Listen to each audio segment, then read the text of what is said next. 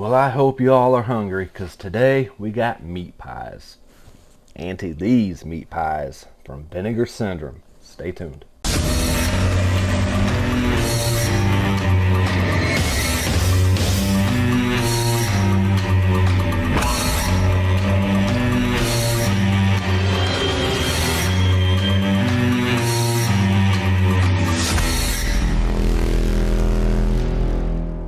Alright, what's up guys? Welcome back to the channel. Yes, today we're talking about Auntie Lee's meat pies from Vinegar Syndrome. This is one I was kind of iffy going in on, not quite sure what I was going to get into, but I'll just start by saying overall, I really enjoyed this one. So let's dive into a little bit of what this movie is about. Pretty simple storyline. Basically, Karen Black plays Auntie Lee, has some girls with her, working for her, who seduces men, and they use their body parts and their insides and stuff to make their meat pies that they sell at local stores, diners, whatever. And that's how they make their living. That's what they do for a job. And yeah, pretty simple storyline. Just, you know, people beating people. So the cast in this is great, though. You have Pat Morita from The Karate Kid, Happy Days, all that stuff.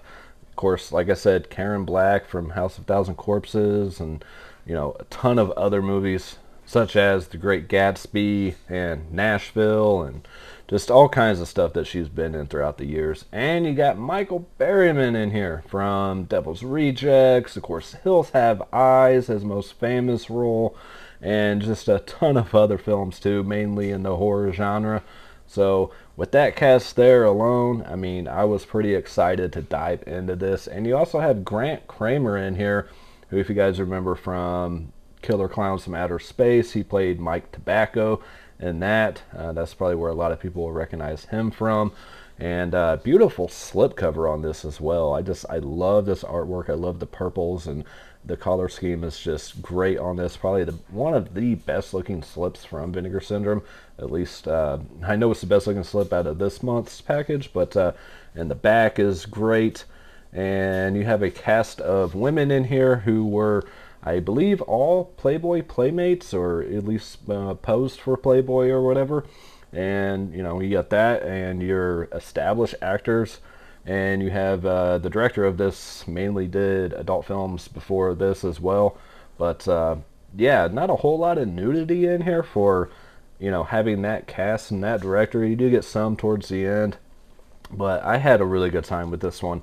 You open up with this guy, I think his name is Bruno, and you don't really know what's going on at the beginning of this. It's like he's running from someone or something like that. Hitches a ride with a priest, kills the fucking priest. I'm not going to spoil everything, don't worry guys. Blows his fucking brains out, the car wrecks, and this is where you get your first introduction to what these girls are all about, what this movie is all about. And he gets taken out, I believe, by Magnolia, I think is her name. I don't remember all the girls' names, but I remember her, and there's one named Sky. But yeah, they're all really good looking, and they all are killers. So she takes him out, brings him back to the house slash bakery, whatever, and you're introduced to Karen Black's character and Michael Berryman's character, who plays Larry, who's kind of the cleanup guy, takes care of the bodies and things like that, keeps the cars maintained, I guess, maybe. He's got some mental issues going on as well. And then we get introduced to Chief Cole, who is the main sheriff, cop, whatever, the only one in this little town that they live in. And him and Michael Berryman's character probably had the most interaction between them two. They interact with each other more than they do anyone else in the movie. And Michael Berryman kind of looks up to him, but at the same time he's you know, doing all these bad things, and he wants to become a cop, and he kind of tells him that he can be, you know, a honorary sheriff or whatever, deputy. And you get most of your comedic moments with Michael Berryman's character as well. And you know, all of these characters in here, the acting is so bad, and it knows it's bad though. I mean, this is the kind of movie that knows what it is. It's very tongue-in-cheek. It knows what it's going for. It's not trying to be serious. And then one thing that kind of threw me off a little bit is Pat Morita plays that cop role pretty straight. He plays it pretty serious, while everyone else is just, you know, having fun and have stupid lines to say and things like that. You know, for example, lines like this. Auntie's got a terrible fear of burglars and rapists. She worries so about us. Well, the shutters sound like they're strong enough to withstand an atomic blast. Well, at least no one's gonna break into the house. Hey, it makes sense. But there's a lot of burglars like to get their hands on your meat pies. Yeah, so, you know, you have stuff like that, then you have, you know, Pat Morita playing this cop role just as straight as possible. So that was kind of interesting that they chose to go that direction with it. Not really sure why, but I guess Pat Morita just approaches every role like it's a serious role. Yeah, when this thing starts out, I knew it was going to be bad, and it starts out pretty bad as far as, like I said, the dialogue.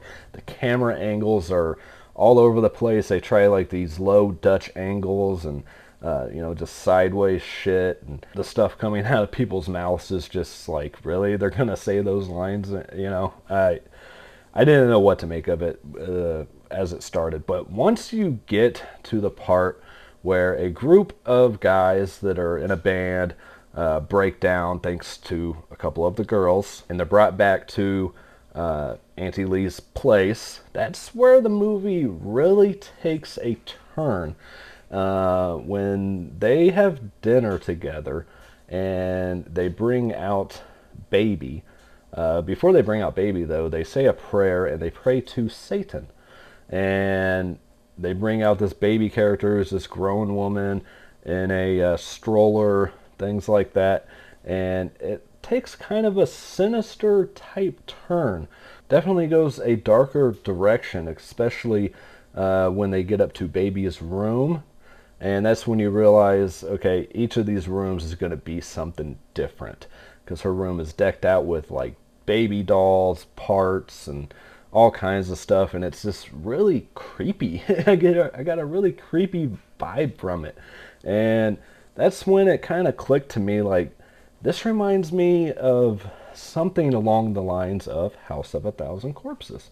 I mean, you had Karen Black in here, who's also in that plays Mother Firefly in House of a Thousand Corpses, and kind of has the same tone in her voice and everything as she does in that, and really off her rocker in this as well. And you have the character of Baby, you know, and you have that in there as well.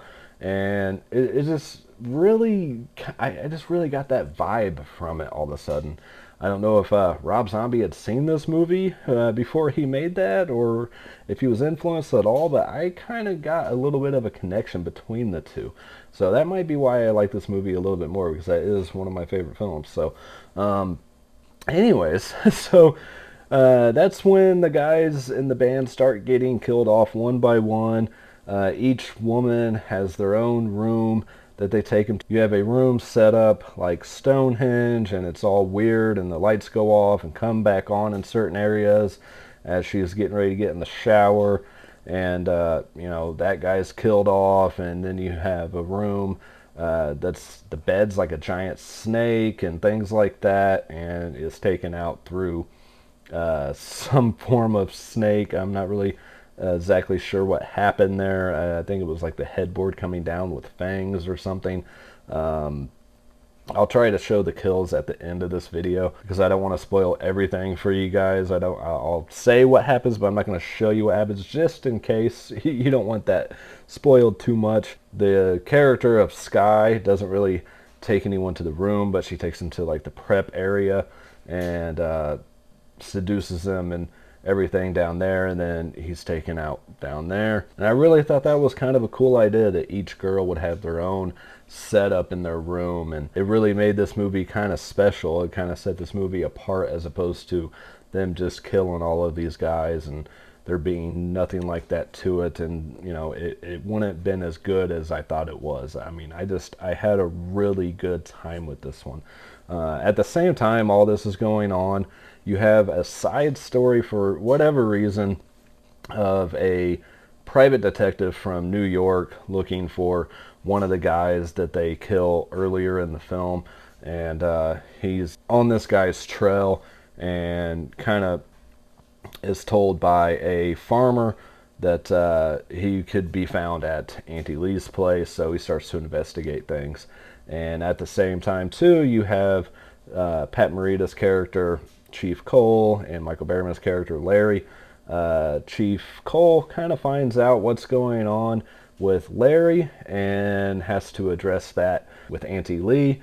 And I'm not going to give away what happens after that, but let's just say the end of this movie was like fucking perfect to me for this kind of movie, and it gave me that kind of Devil's Rejects, House of Thousand Corpses vibe with that too, because of the way that it ended. It just seems like something that would happen on something like that. Granted, Michael Berryman wasn't in House, he was in Devil's Rejects, so you know, I had two people from those movies in here, so again, this probably spoke to me a little bit more than other people, but I had a really good time with it. I thought it was a lot of fun. I thought the kills were cool. Yeah, it could have used a little bit more nudity, but it didn't really take away from the movie for me not having that. I mean, I definitely recommend checking this one out for sure. So again, that's the slipcase. That's the reverse artwork here. Kind of, I don't know how I feel about that art. And then your disc art, same as the slipcover. As far as features on here, you do get some interviews. You get an interview on here with Michael Berryman, who talks about, of course, how he came upon this role.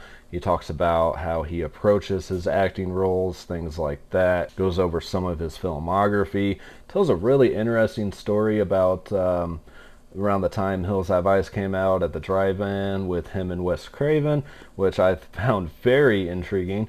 And also talks about his relationship with Pat Morita. And yeah, is just a very intelligent, very well-spoken guy. And that runs about 20 minutes on that one, and that's called Express with Less. And you also get Blood in the Pool, which is an interview with effects artist Roy Kinram or something like that. It only runs about 12 minutes. He talks about making the heads and things like that for this movie, and just going over all the different effects. Like I said, it only runs like 12 minutes, so not too in-depth on this, but you do get a little bit of behind the scenes on how the effects were done. And then you get So Bad It's Good, an interview with actor Richard Badan, or Biden, I can't remember how you say it on there. And of course he talks about how he got his role on this, and it was originally going to go to some football player, but the guy said he was sick or something like that. I can't remember exactly what was going on, but I know shortly after him saying that, he did pass away. And he also talks about how he pretty much rewrote all his lines and everything, so everything you see in the movie wasn't originally in the script. He actually wrote that stuff. This is a guy that played Bruno at the beginning of it, and that one runs about 10 minutes on that interview.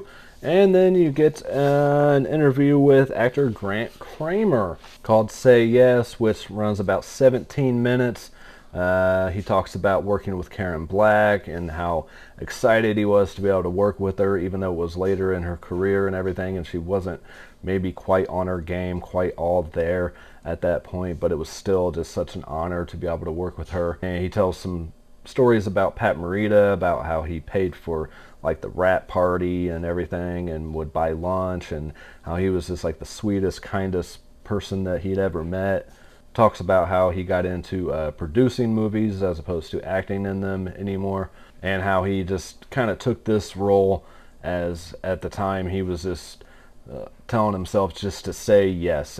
He was kind of wanting to go a more serious route and kind of be more respected in the acting field, but he decided he was going to just start saying yes to everything, and just took this role by kind of chance. Yeah, pretty good interview with him. Someone who grew up around actors and things like that. I believe it said his mom was an actress, so he was used to all this limelight and stuff like that. So yeah, and then you have recipe for meat pies with the homicidal homemaker, which is exactly that. She tells you how to make meat pies. It runs like 3 minutes. It's pretty short. It just gives you all the ingredients really fast, tells you what to do, and tells you can use your choice of meat. You can use Chuck or Larry or whoever the hell you want to use, or in her case, a meat substitute, because she's a vegetarian, so that is always an option as well. But yeah, again, I recommend this one. If you guys love So Bad They're Good movies, and movies that are very self-aware and know what they are and are just there to have a good time and entertain you, that's exactly what this one's gonna do. If you don't like it at first with the Bruno character, just give it a chance. Once the musicians get there, once that band gets there, it really takes a different turn, and I really enjoyed that part of it more than what it started out to be. So yeah, I say buy it. I say grab this, especially with this awesome, beautiful fucking slipcover. And you see it kind of shines on the writing as well. And yeah, it's just fun. So I'm going to leave you guys with the kills, and I'm going to start out. I'll try to show as much as I can. There is going to be some that I'm going to have to cut down pretty bad because of the nudity on one of the kills with the snake, I believe. She's wearing something where you can see her nipples. So I'll try to show what I can on that one. And I'm going to start with the one that made me just start laughing because it was so fake and so badly done. I just couldn't help but to laugh. So I'm going to start with that one and leave you guys with the rest. So if you guys want all of the spoilers, stick around. If not, then definitely check out now. But yeah, Auntie Lee's Meat Pies, I gave it 2.5 stars on Letterboxd, and I just had fun with it, so high recommend for me. And as always, guys, peace, love, happiness to all of you. I'll catch you all in the next video. And yes, I'm wearing the same shirt as my last video because it's the same day. So, alright, later. Damn, it's dark in here. Oh, here we go. Let's see. Beef stew, soda pop.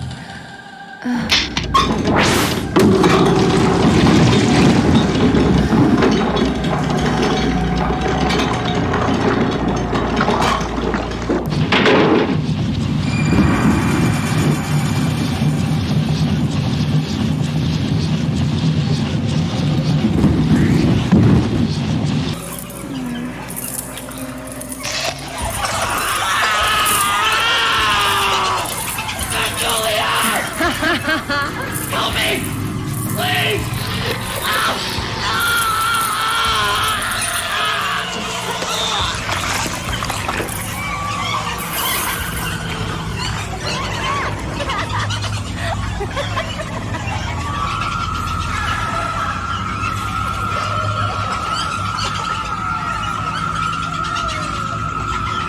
You know, I'm probably different than most of the girls that you've known.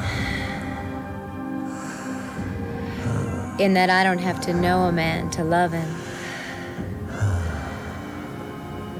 I just have to love a man to kill him.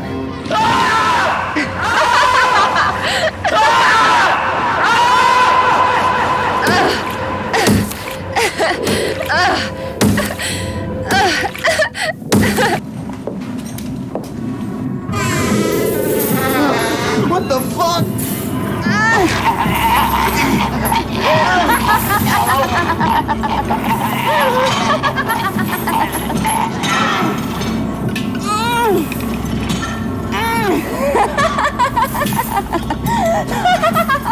Sweet death, the final act of eroticism.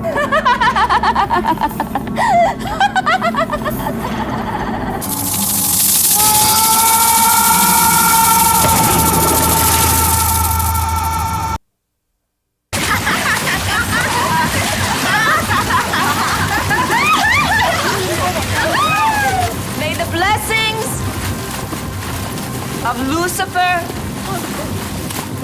upon you! The devil's circle is now complete.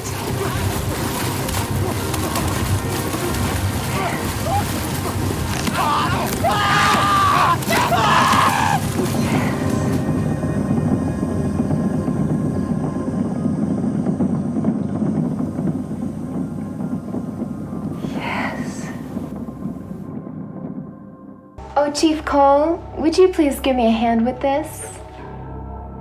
Why, sure. What seems to be the problem? It's the darn garbage disposal. It keeps clogging up on us. I guess we just use it too much with the business and all. Yeah. Well, you just move your pretty self over and let old Chief Cole get a hold of this. An old hand at this. I guess I need your strong hands, Chief. I can't turn the blade. It's stuck somehow. Yeah, that bugger's really tough in there. I think I almost got it.